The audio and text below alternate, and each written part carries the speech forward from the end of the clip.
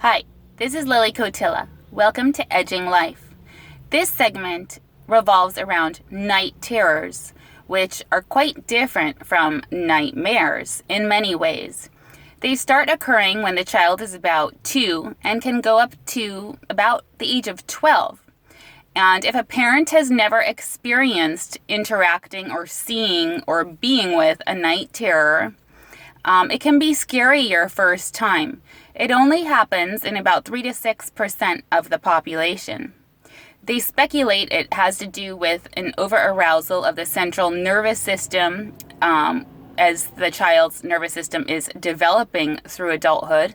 Nothing wrong or bad about it, just an over synapsing, if you will.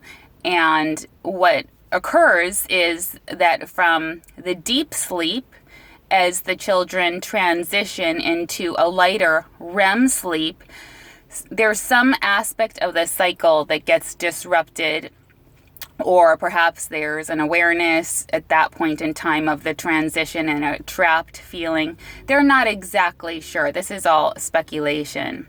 What's important to realize is that there are certain things that you can do as parents that will help the child remain safe and not exacerbate whatever's happening in the internal sections of the mind. Night terrors are very scary for children, and you won't know necessarily that they're happening. They might walk out of bed and come to your room and or sit up, and within seconds they'll start freaking out, crying, screaming, thrashing, looking terrified. They might be looking at you directly in your eyes and you think you're there, connecting with them, but you're actually not. Their eyes are looking at you, but they're in another realm of sleep or consciousness or internal visions, etc. So when they see you, not necessarily with their eyes, but they perhaps sense the energy, and or if they do see a body form with the eyes, it's for sure not recognized as you, one of the parents, because once you start to move in and attempt to solace them, they will freak out and it will exacerbate the situation even more. So they're not grounded in awake or asleep state in this night terror stage. They will often, usually always actually, not remember what was happening internally for them as one would remember the imagery and feelings associated with a nightmare. Night terrors can last anywhere from a couple minutes up until 45 minutes at the longest.